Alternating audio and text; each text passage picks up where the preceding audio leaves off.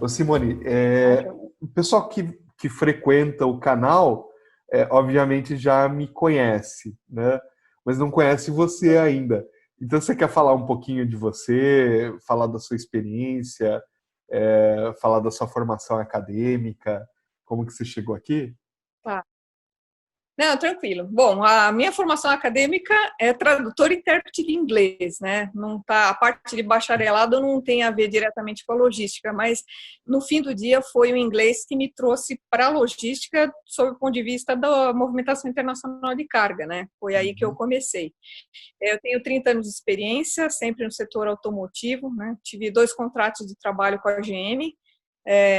Um começou em 86 e terminou em 2003. Depois eu voltei em 2006 e saí de lá em 2019. Então eu fiz um ciclo de 30 anos de carreira, mas sempre na área de compras e supply chain, né? Você Então participou da eu Powertrain, que foi transitei por aquela joint várias. venture, né, Simone? Sim, sim, foi de 2001 a 2004. Eu estava em compras de material direto nessa época, né? Então eu Aham. comprei não só serviços, mas material direto para produção, né? Uhum. E nessa época teve a joint venture, tanto que a gente deixou de ser metalúrgico e passou a ser comerciário, porque a gente prestava serviço de compras para as duas empresas. E eu dupliquei minha função, né? Eu comprava na Uhum. época vidros solares e espelhos, e o que eu comprava para a GM passei a comprar para a Fiat. E o que aconteceu nessa época foi bem interessante porque são duas culturas totalmente diferentes, né? A Imagino. cultura americana muito voltada a processo, procedimento, e a cultura Fiat mais voltada a pessoas, né? E ao gestor, a orientação do gestor mais do que a processo e procedimento. Depois, não sei de 2004 para cá como as coisas fluíram, né? Mas sistemas em inglês de um lado, italiano do outro, e a gente, na verdade, tinha que tentar extrair o melhor dos dois mundos para consolidar dentro de uma organização só de compras que atendesse as duas empresas, né? E eu saí em 2003, então a empresa ainda estava em andamento e a joint venture encerrou em 2004.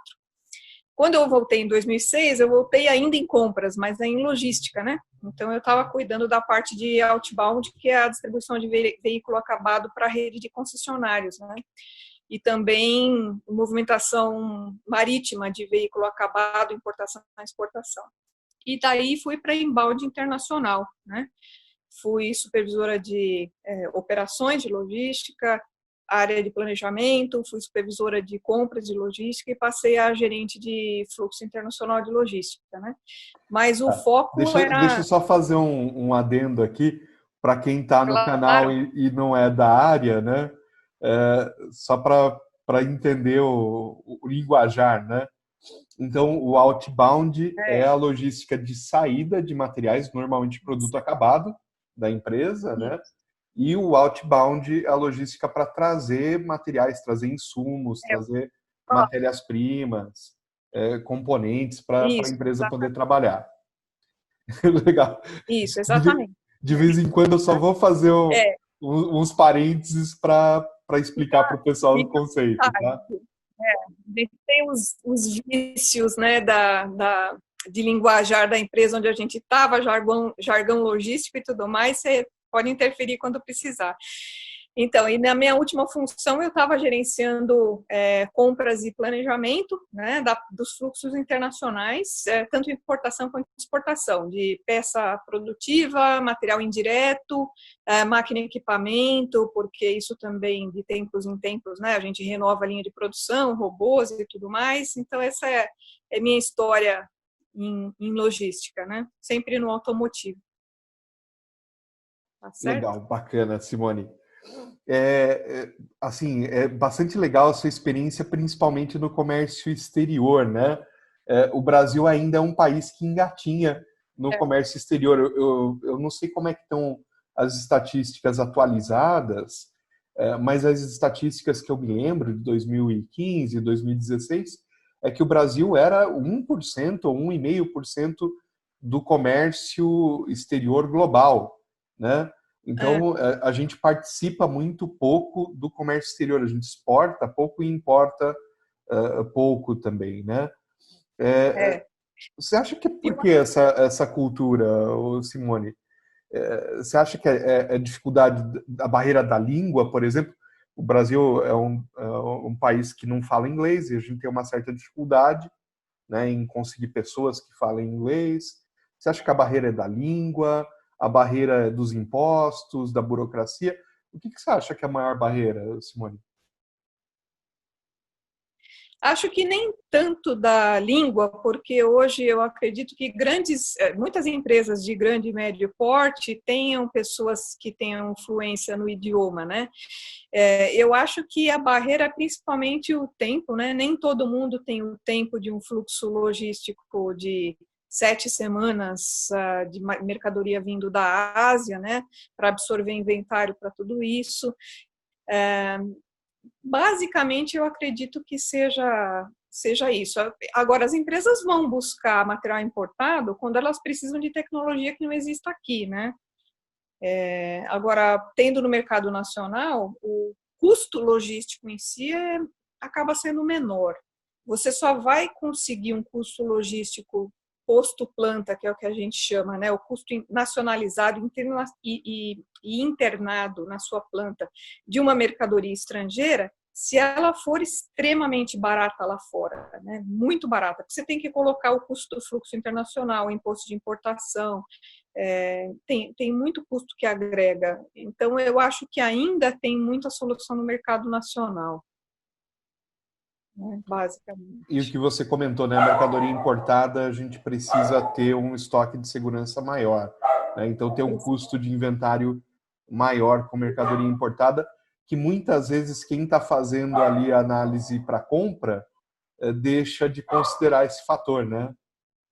Sim, Realmente é um sim. fator importante para levar em consideração. Outras questões. A natureza do fluxo internacional, ela também tem alguns riscos, né? Por exemplo, risco relacionado a clima, feriados prolongados, desastres naturais, próprio atraso de um navio. Você imagina um trânsito com transbordo e tudo da Ásia para cá, o tempo que leva. Então, os atrasos que são inerentes à natureza de um fluxo internacional fazem com que você precise ter um estoque maior que gera custo, né? Com certeza. Simone, É. você tem bastante experiência com negociação, né, internacional, negociação com gente de outras culturas. Você quer dar algumas dicas para o pessoal que vem aqui para o canal sobre esse tipo de negociação? Quais os cuidados que precisa ter, o que precisa É, olhar? sobre negociação tem muito que se possa falar, né? Na verdade,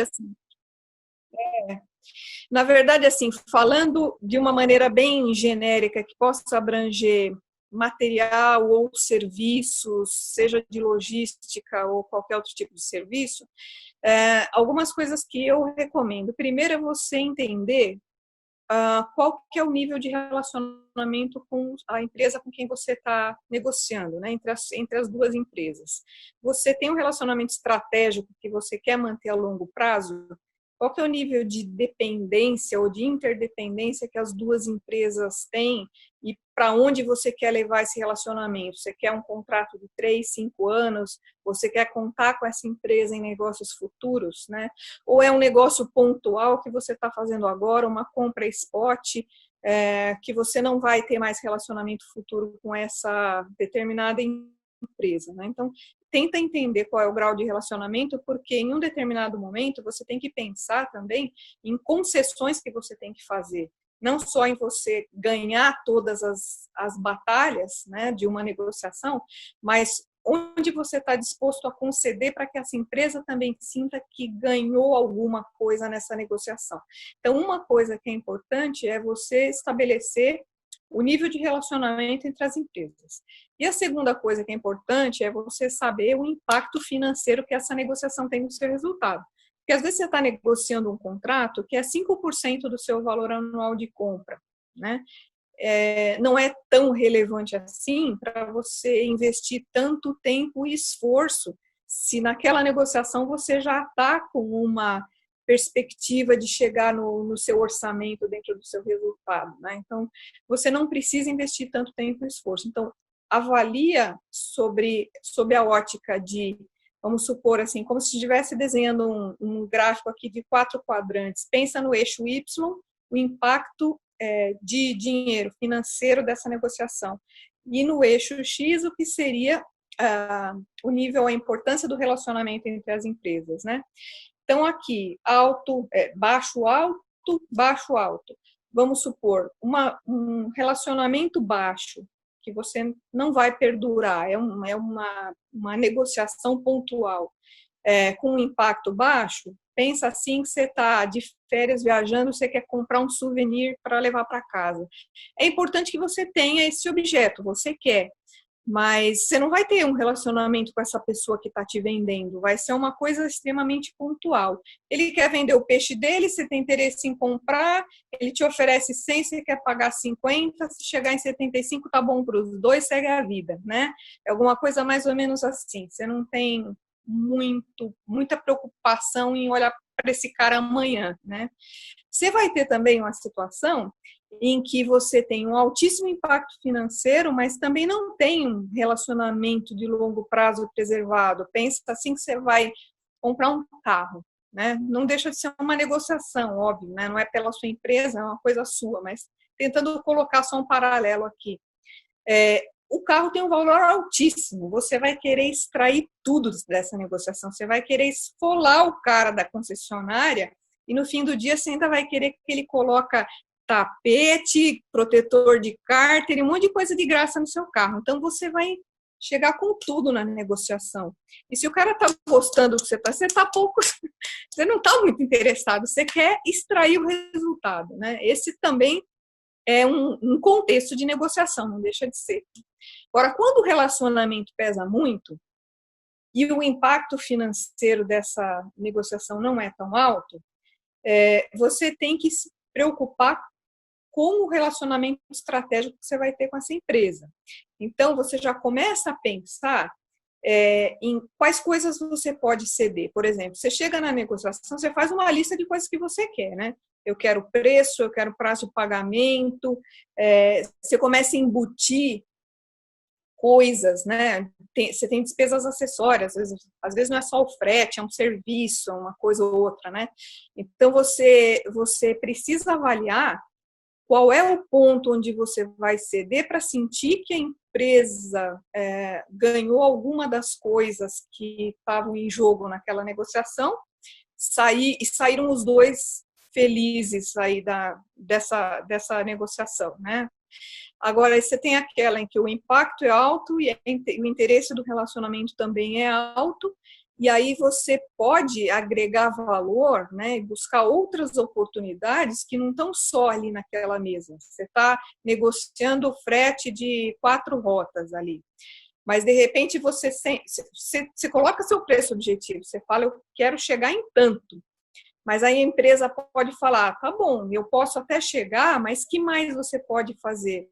Você tem um negócio de armazenagem ali no Porto de Santos que me interessa também. Você pode juntar isso aqui com o negócio, porque aí eu te dou a tarifa que você quer aqui, mas eu ganho também em escala e eu estou querendo aumentar minha participação no negócio lá de Santos, então a gente pode juntar as duas coisas. Quer dizer, você traz para dentro da mesa de negociação alguma coisa a mais que seja do interesse de ambas, mas que faça com que ele chegue no preço que você precisa, né? Então, você só precisa sentir o contexto, olhando a questão de impacto e relacionamento para saber para que lado você vai, né? E é chave em todas as negociações, esteja preparado, né? Procura sempre estar à frente do seu parceiro de negociação, né? Quem é que vai estar negociando com você? Que posição que ele ocupa? Essa pessoa que está na mesa de negociação com você é alguém que toma decisão? Ou você já sabe que você vai sair de lá para um segundo round em outro dia porque ele veio só para fazer algumas colocações, sentir mais ou menos para que lado a coisa está andando, mas você não vai sair com uma negociação fechada de lá, né? Quais são os seus objetivos primários e secundários, como eu tinha te falado? Seu objetivo de preço, né? Até onde você pode chegar que não estoura seu orçamento. Você tem que renegociar prazo de pagamento com essa empresa, você tem outras despesas acessórias, por exemplo, se você estiver falando de um terminal portuário, você vai estar falando de armazenagem, não só da tarifa da armazenagem, mas do período de armazenagem. Por exemplo, eu pago X% sobre o valor da mercadoria, né, o CIF da mercadoria, que é custo de mercadoria mais seguro e frete, né? Então, normalmente, a armazenagem do terminal é um percentual sobre esse valor em moeda estrangeira, né? Então, você vai pagar isso por um período X, 10 dias, 15 dias. Eu quero estender meu período, eu quero encurtar o período em favor de uma tarifa menor. Aí você tem custo de scanner, você tem custo de movimentação adicional. Tem uma tabela de tarifas que podem estar em discussão, né? Então, você tem que saber exatamente onde você quer chegar em cada uma delas, né? E saber qual que é aquela que você justamente vai estar brigando por ela no começo como se fosse algo extremamente importante para você e que lá na frente você pode abrir como concessão. Porque a negociação também envolve um pouco disso, né? Você brigar por uma coisa que não é realmente aquilo que você quer e depois você usar isso como uma concessão que você deu e que você abriu mão, né? Então, tem que entender, preparar todo esse cenário dos objetivos aí, que são os primários e os secundários, né? E, fora isso, entender quais são as suas alternativas. Se você for para o confronto na negociação e não fechar o negócio favoravelmente nem para você nem para o outro, o que você vai fazer depois, né? Quem são os seus outros prestadores de serviços ou fornecedores? Você tem alternativas se o resultado dessa negociação não for favorável, né? E por aí vai, né? A questão chave é o preparo.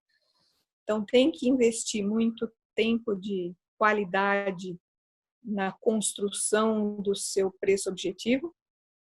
Esse é um investimento forte que você tem que fazer. Pesquisa de mercado, variação de índices econômicos da última vez que você negociou esse mesmo serviço, e tenha um racional bom por trás para a credibilidade também do outro lado da mesa em relação àquilo que você está pedindo. Você pode ser agressivo na sua proposta de target, né, de preço objetivo, mas você tem que ter um racional muito bem constituído, né? Você tem que ter segurança e credibilidade naquilo que você está colocando. Isso já é um grande passo, né? Então, se você me permite, eu não sei se você quer fazer algum comentário antes ou tal, eu acho que até para organizar um pouquinho melhor a minha linha de raciocínio, eu acho que a gente pode cobrir alguns aspectos que é da preparação para a negociação, durante a negociação, Claro, não pode tanto ser, Simone. depois ela já está concluída, né? Praticamente. Mas, eu costumo falar também para as pessoas que, e isso, a gente como latino, às vezes a gente fica a desejar, né? Mas o tempo que você perde, o tempo que você investe no planejamento, é tempo que você ganha depois na negociação ou na execução, né? ganha depois. Então, Exatamente. realmente o planejamento, Isso, essa parte preliminar é muito importante, né? eu acho que independe muito do que você está comprando. Mas, assim, se é algo que tem um valor expressivo, um impacto expressivo para a empresa, você precisa planejar. Por exemplo, quando a gente está tratando de serviço logístico, você já imagina o quê, né? Que você tem tempo de homologação de um fornecedor, né?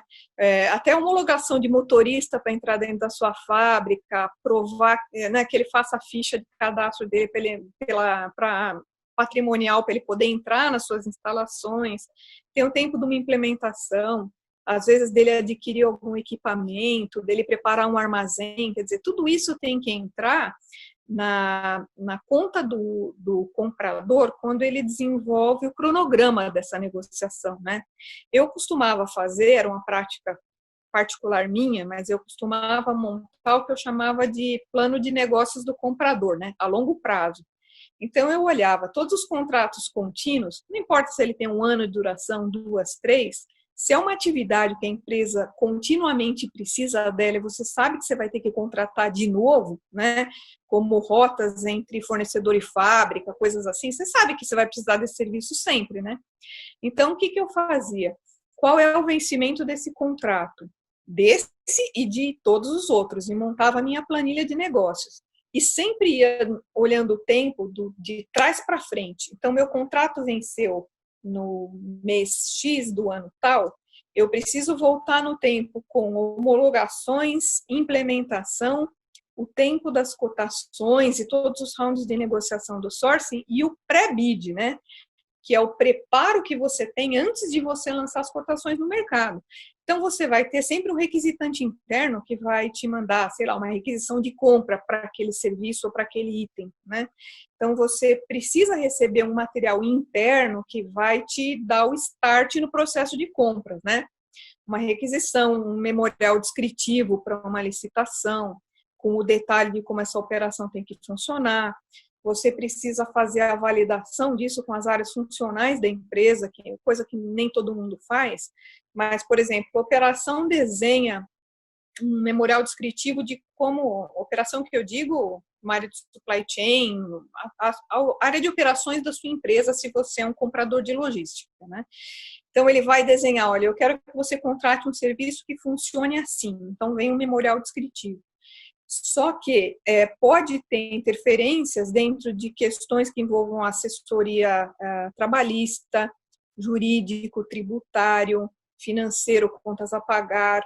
Então, você precisa submeter tanto o memorial descritivo da operação quanto aquilo que seria a sua minuta de um contrato jurídico, mesmo que ele seja no SAP, né, um contrato de SAP, você precisa ter cláusulas, né? Que algumas cláusulas específicas que amparem essa negociação e os termos e condições dessa prestação de serviço, né? Então, você precisa validar isso com as áreas funcionais, né, primeiro, e eles precisam dar a chancela de que, como áreas correlatas, eles concordam com tudo aquilo, porque vai ter prestador de serviço dentro da sua fábrica, né? Entrando na fábrica ou trabalhando dentro do seu escritório, todas essas coisas têm que ser observadas, né? Então, tudo isso também requer tempo. Então, você precisa construir um plano, porque a pior coisa que tem é o comprador ter que estender um contrato porque ele não teve tempo de negociar bem aquele serviço, né? Então, tá chegando no vencimento do contrato. Putz, não dá tempo de fazer um processo completo, vou estender o contrato. Se o mercado estiver favorável a você, como comprador, shame on you, né? Porque você teve que estender, vai perder dinheiro porque você não se organizou, né? Perde a oportunidade, né? Perdeu a oportunidade. Então, crie esse cronograma. Prospectar novos fornecedores é algo que você pode fazer independente de um processo de sourcing ou não. Você tem que estar sabendo o que o seu concorrente está fazendo, que fornecedores ele está usando, quem é o novo fornecedor que apareceu aí no mercado, né? Se possível, faz um benchmarking com os seus concorrentes. Apareceu alguém novo, faz um teste. Eu fazia muito disso, muito spot buy, né? Compra pontual. Eu tenho um fornecedor novo que apareceu para a rota de... Ele está lá em Santos, trabalhando, puxando o container. Vou fazer um spot, vou movimentar 3 containers com esse cara e vou medir o desempenho dele, né? Então, falo lá com o time de operações, peço uma requisição pontual, né? Falo, olha, eu vou testar o serviço dele, vamos acompanhar, ver se ele é bom, se ele não é bom. Então, você já tem alguém engatilhado, né? E vai prospectando para seu próximo processo de compra, se você pode incluir esse ou não e ter mais parâmetros de preço de mercado, né? Não ficar dependendo só de alguns poucos fornecedores, né? Que mais? Em alguns casos, você vai precisar validar esses fornecedores, tá? Quando a gente comprava material direto, você tinha um time de engenharia de qualidade de fornecedores que fazia o risk assessment, né? Não sei se você chegou a ver, mas é um tipo de uma matriz, um questionário matriz com pontos e ponderações, né? Pesos em cada ponto. Sobre o processo produtivo dele, a estrutura dele e tal. Para fornecedor logístico, isso também conta muito. Eu fazia isso para armazém internacional. Então, você pode solicitar algum parceiro de operação para fazer uma análise técnica e uma análise de risco de um fornecedor novo, até finanças, por exemplo. Se é um fornecedor que vai fornecer algo que é fundamental para a empresa, né? Seja matéria-prima ou serviço, eu acho importante fazer. Mesmo as pequenas empresas, né? Vamos pensar no nosso público aqui, que na maior parte vão ser pequenos, médios empresários, empreendedores. Mesmo para eles é importante fazer esse tipo de análise, né?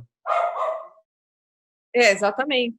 Ou então, até dependendo do porte da empresa, isso não é nada obrigatório, mas uma empresa como a GM sempre fazia. Fornecedor novo tem que ter o análise de risco financeiro. Então, o departamento de finanças pega o balanço da empresa e avalia, né, se ele pode fazer parte da sua lista de fornecedores ou não, para prevenir algum risco de ruptura do negócio lá na frente, porque ele não tem uma condição financeira de sustentar um contrato por 3 anos, né? Principalmente se ele é intensivo na parte de assets, né? Ele tem que investir bastante.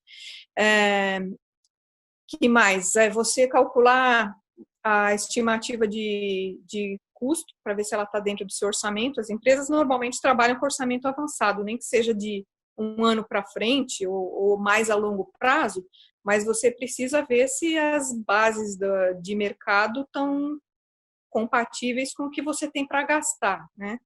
E aí você começar a construir o seu preço objetivo que você vai estar negociando, né?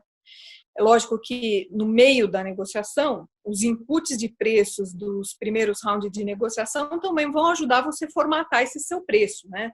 Mas você tem que ter uma ideia logo quando você está começando a negociar, né? A solicitação do memorial descritivo para as áreas operacionais, você tem que atualizar. Normalmente, se é um contrato de 3 anos, pode ser que no fim de 3 anos eles queiram mudar alguma coisa na operação. Então, você também tem que pedir esses descritivos da operação atualizados, né? E aí, O o que eu serviço vai chamo de... evoluindo com o tempo, né? A gente precisa atualizar todos Vai, os contratos na vai. renovação, né? Às vezes Sim, mudou para você alguma ter uma coisa, né? ideia, quando a gente ia contratar agente de carga, né, que é os 3PL da vida, os freight forwarders da vida, o nosso memorial descritivo tinha 78 páginas. Era monstruoso. Só que ele acabava sendo uma colcha de retalhos que, se você parasse para ler ele inteiro, você ia ver que ele tinha muitas redundâncias, porque a gente fazia compras globais, né? Então você recebia um input da Europa, um input do México, um input dos Estados Unidos, da Ásia. Quando você ia ver, eram requerimentos locais que poderiam ser comuns entre as regiões. E aí o negócio acabava ficando meio poluído. Então, a melhoria contínua existe também no nosso lado, na parte de facilitar a leitura para quem está cotando, né? Fazer um negócio mais simplificado, né?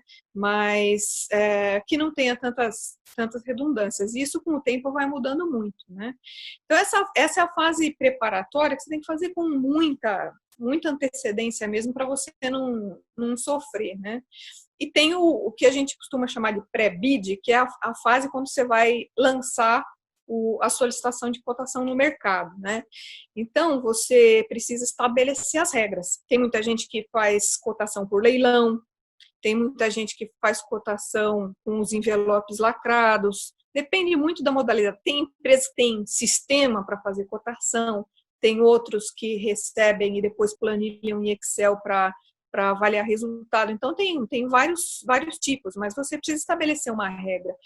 Por exemplo, você vai... nem todo mundo vai falar, eu vou fazer 2, 3 rounds de cotação. Nem todo mundo fala, porque é bom até que o fornecedor não fique preparado para dar a melhor oferta dele só no final.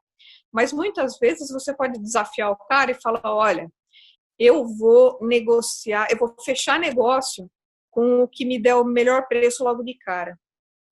Isso você pode falar, mas você tem que estabelecer a regra do jogo, né? Então, por exemplo, você imagina que a gente estava cotando frete marítimo. Só para a nossa região aqui tem 350 rotas. Aí eu coloco, você nomeia individualmente a rota, né? Agora, você pode falar para ele, ó, eu vou lançar no mercado e já vou lançar com o meu target, né? Tem gente que coloca o target no segundo round de negociação, mas você pode lançar logo de cara. Você fala, olha, quem chegar no meu target, eu posso eventualmente fechar no primeiro round, e quando eu abrir o segundo, vai ter rota que não vai estar lá. Então, você precisa deixar a regra do jogo clara, porque às vezes o fornecedor, se ele está habituado a lidar com você ano após ano, ele pode estar mal acostumado ou pode estar viciado numa forma de negócios em que você vai ficar testando no mercado em 3, 4 rounds de cotação e ele não se mexe logo no começo. Então, você precisa avaliar de que forma, né? Qual é a regra do jogo, né? E uma coisa importantíssima, se você vai fazer um contrato jurídico ou um contrato que tenha termos e condições de prestação de serviço, pode ser um contrato no SAP mesmo, porque por mais que já as cláusulas já estejam embutidas dentro do sistema, o fornecedor precisa estar ciente de quais são os seus termos antes dele ganhar o negócio, porque às vezes ele pode rejeitar uma cláusula ou outra, e você vai ficar no embate jurídico discutindo com ele, e o tempo vai passar, e a operação precisa começar, e aí você vai correr o risco de começar uma operação sem contrato, sem um contrato assinado. Aí, se acontecer qualquer sinistro, qualquer problema, você está descoberto, inclusive do ponto de vista de seguro. Então, não comece nunca uma operação sem um contrato assinado. Você vai ganhar muito tempo se você já tiver todos os termos e condições minutados, você chega para ele quando você abre o bid e você fala, olha, você quer participar do meu processo? Esses são os meus termos, né? Normalmente, termo de prazo de pagamento, algumas empresas têm, vencimento 60 dias com vencimentos às terças-feiras, por exemplo. O que ele tem que me entregar como prova de serviço, né, como documento para validação de que aquele serviço aconteceu, para que o meu contas a pagar realmente pague a fatura dele. E outras coisas que são N possibilidades que existem, mas se você tem termos e condições, faça com que ele assine e concorde com eles antes. Porque você, mesmo que ele discorde de um ponto ou outro, você também pode ter flexibilidade para negociar algumas coisas, mas isso tem que estar acordado antes, para você não perder tempo depois, né? E para operações que são mais complexas, procura organizar a revisão técnica, né? Vamos supor, que nem se fosse se você estivesse comprando peça, você vai chamar um engenheiro de produto, um engenheiro de qualidade do fornecedor, você como comprador e o fornecedor. Aí você vai falar, olha, vamos repassar aqui ou o memorial descritivo da operação ou o desenho da peça, quais as tolerâncias de dimensional da peça, de matéria-prima, que dispositivo de controle eu quero, ou mesmo em serviço, você estabelece isso, né? Porque, às vezes, ele pega um memorial descritivo muito longo, ele pode ter dúvida em algum ponto da operação, né, em relação à sua expectativa, né? Então, é bom que você deixe, a gente chama isso de technical review, né, ou revisão técnica, faça isso antes da cotação, para que ele também não cote coisas muito discrepantes, porque ele não entendeu o que você quer, né? Então, principalmente aquilo que for complexo, você precisa ter esse esclarecimento, tá? Simone, acho que outro ponto importante também para a gente falar é a questão dos incoterms, né? Porque às vezes você recebe uma proposta, o incoterm de uma proposta é da outra proposta é um incoterm diferente, e daí não é só o preço que está diferente, você não está comparando laranja com laranja, né?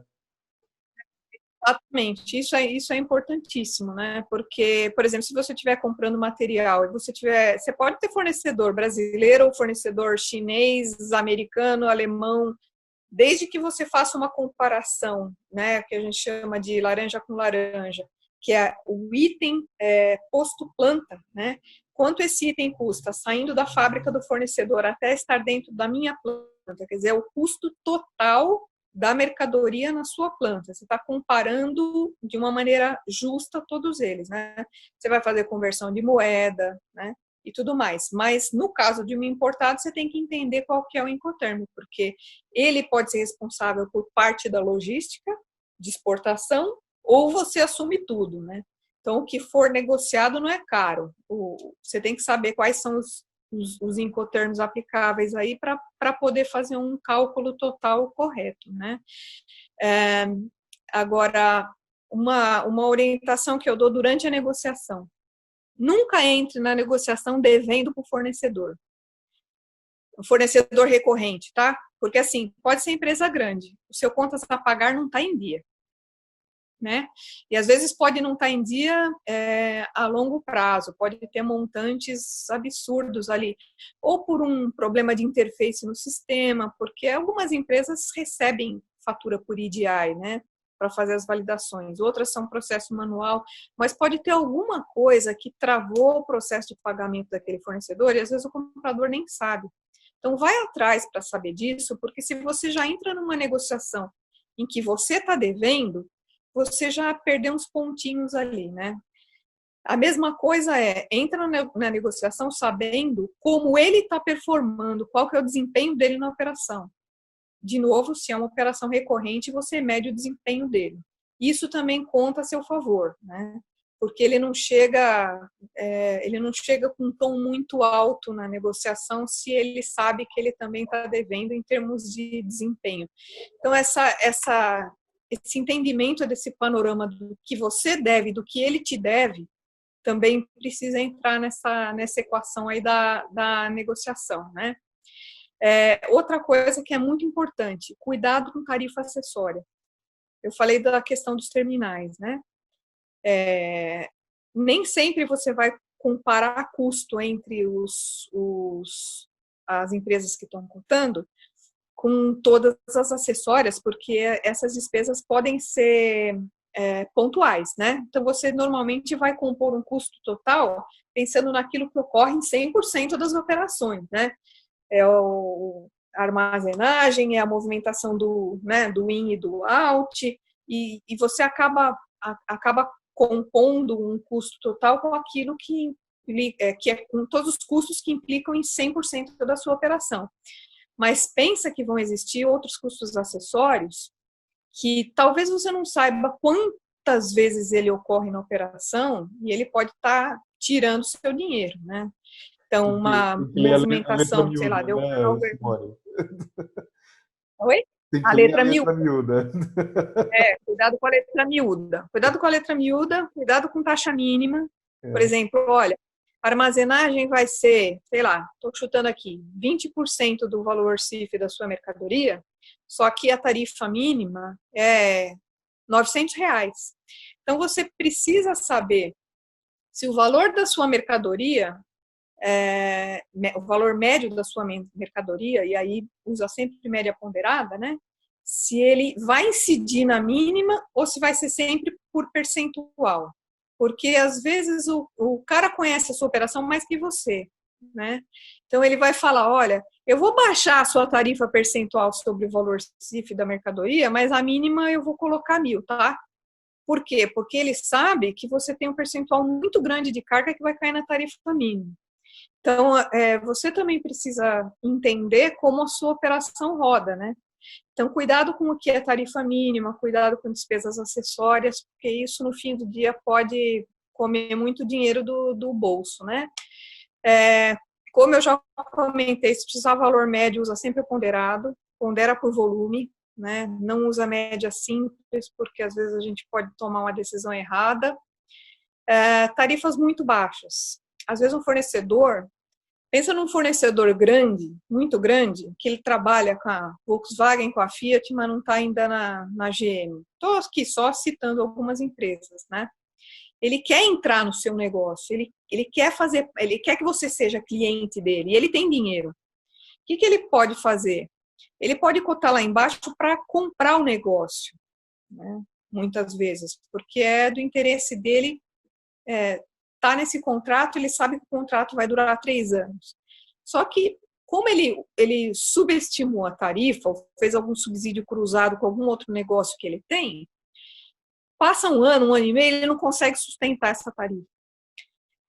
e aí ele vai bater na sua porta pedindo reajuste de preços, senão ele vai largar o negócio. E aí você fica na mão e em 30 dias você tem que resolver colocar outro no lugar. Então toma muito cuidado com quem cota muito baixo, porque muitas vezes essa tarifa não é realista e você vai sofrer lá na frente, né? E quando você fecha negócio com um fornecedor, você quer que ele tenha saúde financeira, certo? Não é só você, né, conseguir um belo de um negócio, uma tarifa espetacular. Você quer que o negócio, você quer que seja rentável, você quer a lucratividade do seu fornecedor, senão você tem um problema com ele lá na frente, né? Então, tomar cuidado também com esse tipo de coisa. Abertura de custos. Na área de logística é mais difícil. Dependendo quando você fala, por exemplo, de fornecedor de material, de peças, essas coisas, você pode ter uma abertura de custo, porque o nível de dependência é muito alto de uma empresa e da outra. Ele está fabricando um item exclusivo para você. E você determinou o desenho da peça, você determinou a matéria-prima, você determinou tudo. Então, você quer abertura de custo. Dependendo da empresa, você consegue, outras não. Quando você está falando de logística, você só vai conseguir abertura de custo quando é um serviço dedicado para você. O caminhão é dedicado, o armazém é dedicado, você consegue ter mais abertura de custo. Quando você está falando de caminhão compartilhado, navio, você não vai ter. Não adianta, você pode tentar, você não vai ter. Mas sempre que você puder, tenha. E aí, o que é determinante para você fazer em qualquer situação e dentro do máximo que você conseguir? Você ter... saber quais são os níveis econômicos que você está negociando naquele momento, né? O dólar, estamos negociando, o dólar está tanto, o diesel está tanto, os índices econômicos são relevantes, registra. Porque, dependendo da duração do contrato, você pode fazer o contrato de 1 ano com preço fixo, mas você pode fazer contrato de 2, 3 anos com revisão, sentar negociar daqui a 1 ano para a gente ver para onde os custos vão. Né? Às vezes você pode falar gatilho de diesel. Sim. Olha, se o diesel subir ou descer 6% pela tabela da ANP, a gente senta e faz o repasse. Até 6% ninguém repassa nada. Pode ser uma forma de negociação. Mas você precisa deixar muito claro quais são os gatilhos, quais são os índices. E pensa também no seguinte, produtividade conta a seu favor. Então, se ele está começando um trabalho agora, ele vai ter uma maturidade da operação dele em um determinado momento. É uma curva de aprendizado, né? Vai ter uma curva de aprendizado, vai ter uma produtividade. Então, tá bom, você quer renegociar o seu preço porque o diesel subiu no gatilho, mas agora a gente vai sentar aqui e conversar sobre produtividade. Vamos ver onde a gente equaciona as coisas, né? Então, isso é uma outra dica importante. Eu falo principalmente naquilo que você consegue negociar a longo prazo, né? E já tem um compromisso com essa empresa de que você vai sentar e conversar sobre preço em um determinado momento, né? E hoje em dia eu acho mais fácil trabalhar com planilha aberta, né, Simone? Eu lembro de 10 anos atrás, os juros no mercado financeiro eram muito altos, então quando você ia fazer planilha aberta, você colocava uma margem de lucro muito pequena para o fornecedor, aí o fornecedor te dizia, olha, eu prefiro deixar meu dinheiro no banco que vai render mais, né? Também. Acabou isso daí, né? Os juros no mercado financeiro, a taxa Selic caiu, né? Hoje as aplicações financeiras rendem muito menos. Então, esse tipo de negócio com planilha aberta, né? Ele acaba sendo vantajoso para todo mundo, né? Sim, sem dúvida. E entender também, ele na planilha aberta, ele tem que colocar qual que é o lucro dele. Não sei qual é o negócio dele, mas ele tem uma margem de 10%, de 5%, 6%, ele precisa ter lucro. Se ele na planilha dele não tem lucro colocado lá, ele está embutindo esse lucro em algum outro lugar na planilha, né? E ele precisa ter, né? Então, custo aberto sempre que possível, né? E acompanhar esses índices aí. E na hora de você fazer a comparação e a nomeação, primeiro que eu entendo que você já fez a avaliação de qualidade, ninguém vai ser desqualificado por questões de qualidade, né? Mas tendo o menor preço, a sua comparação com certeza foi laranja com laranja, né? Você ponderou tudo que você tinha que ponderar na hora de fazer a proposta, né? E nunca comunica a nomeação enquanto todos os níveis de aprovação da sua empresa não estiverem fechados, né? Às vezes a empresa pode ter pequeno, médio ou grande porte, mas tem que passar por algum comitê. Então, só faça as comunicações depois que tiver internamente, né, dentro de casa, tudo aprovado, e garantir que o contrato está devidamente assinado, para não ter nenhum problema depois, né? Então, basicamente, são essas dicas, né? Mas a gente acho que pode até, em algum outro momento, aprofundar algum item, sei, de repente cobrir um pouco sobre Incoterms, eu acho que é uma ideia legal, Sim, e aí eu você me diz para acho que o que caminho bate-papo ir. valeu bastante para quem vai assistir o vídeo. Eu acho que tem bastante conteúdo, né, que as pessoas vão conseguir aplicar no dia a dia, né? E com certeza vão surgir mais dúvidas, né? Eu espero ter conseguido transmitir algumas boas práticas aí de negociação, né? E se quiser aprofundar qualquer tema, né? Isso foi mais uma pincelada geral, né? De algumas Claro. dicas aí, preparação e durante, mas estou à disposição. Valeu, obrigado, Simone. Agradeço você gentilmente participar aqui. Para mim é muito bacana e é um prazer sempre conversar com você, conversar com ex-colegas. É bem legal a gente poder ter esse bate-papo. Tá, joia. Obrigada. Valeu, Simone. Até mais.